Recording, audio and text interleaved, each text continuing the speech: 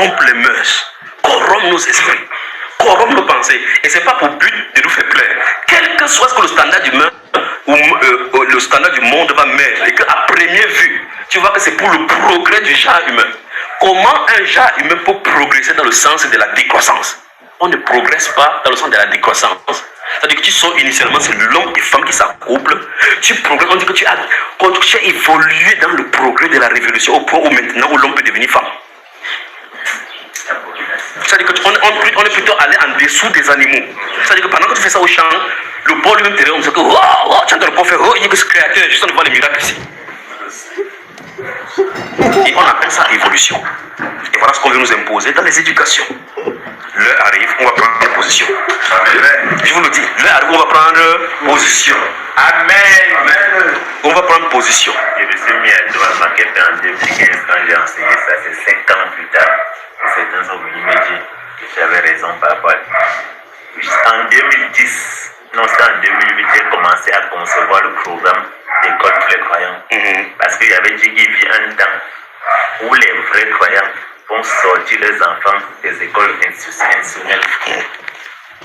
Est-ce qu'il t'avait donné le document qu'il avait envoyé à la présidence concernant la proposition de lutte contre la corruption? Il t'avait parlé de ça? Oui, il t'avait donné. Tu avais demandé un exemple, il t'en avait donné. Tu as vu ce qui était écrit là-bas? Le module? Oui, j'ai vu ça, le module.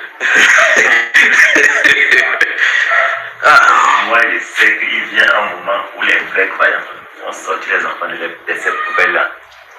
Bon, montre-moi un diplômé dans les Saintes Écritures. Y a-t-il dans les Saintes Écritures des gens brillants de cette terre qui ont existé, qui ont impacté la terre? Amen. Montre-moi un de leurs diplômes. Aucun. Pharaon avait Pharaon du temps de Joseph avait toute la cohorte bien organisée. N'est-ce pas? Connaissant l'agriculture, si vous avez vu dans l'école satanique, on a certainement appris l'irrigation qui est venue en Égypte avec les inventions qui y étaient. Ça avait été quelque chose arrivé comme une famine sur la terre. Le prisonnier Joseph là-bas, qui n'avait pas lu, qui n'avait pas étudié là-bas, tout ce qu'il faisait, c'est aller trahir. C'est l'école qui savait ses trahisseurs et surveillance de leurs frères. Quand il a su ça, dans quel camp on apprend ces genres de choses? Vous voyez cela? Celui qui a conçu le tabernacle dans le désert avec les chérubins là, il a fréquenté dans quelle école d'art de Paris?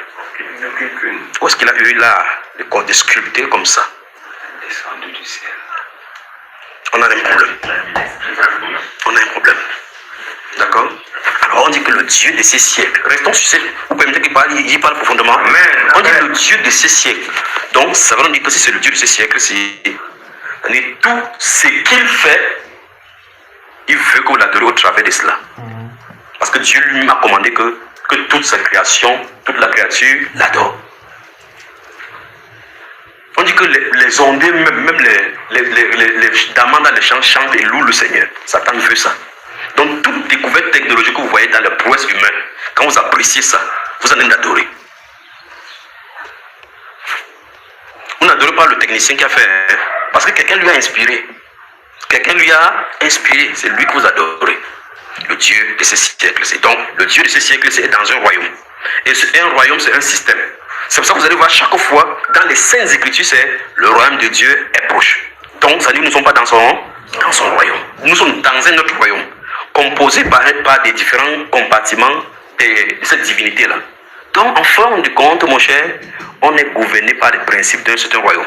Et le Dieu du ciel, c'est que nous sommes dans ce royaume-là. Mais il dit que vous devez vous conformer en citoyen du ciel.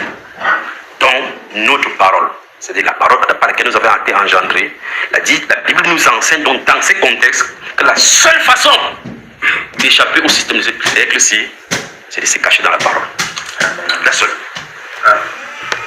Vous sortez hors de la parole, vous êtes sur son territoire. Vous sortez hors de la parole, vous êtes sur son territoire. D'où la nécessité absolue d'intégrer dans nos systèmes.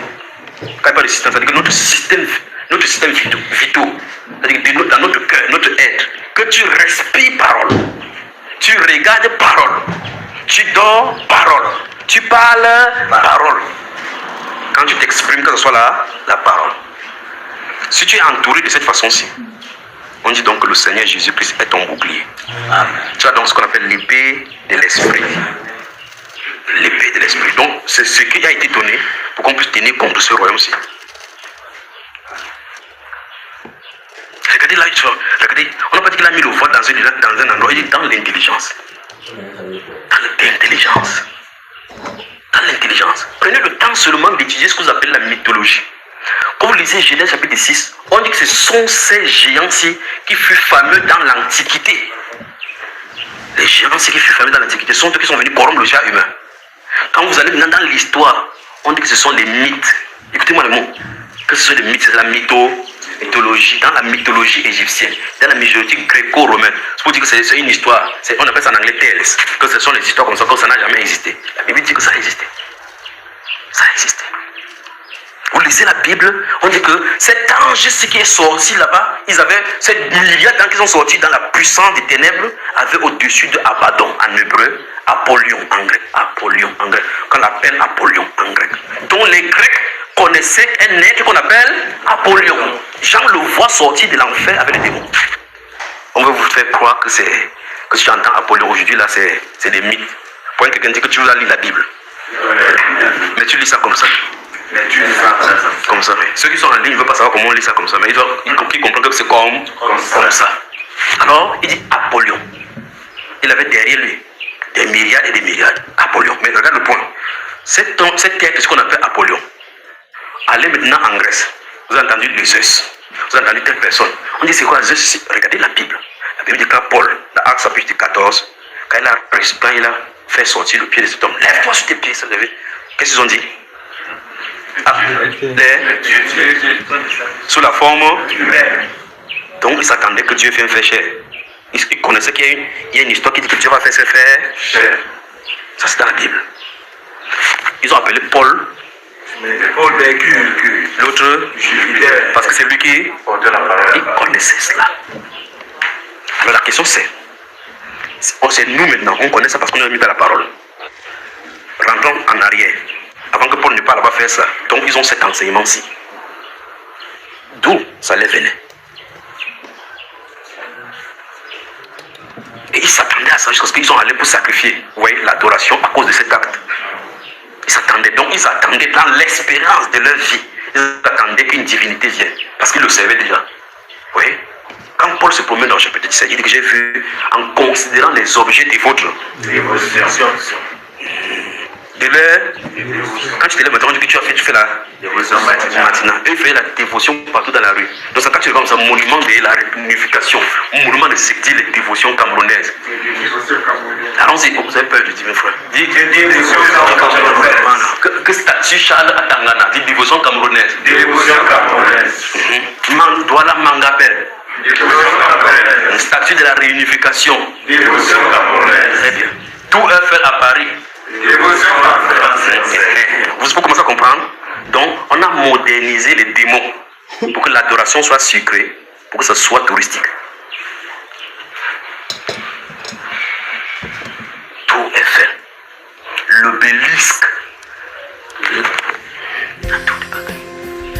Que c'est ça?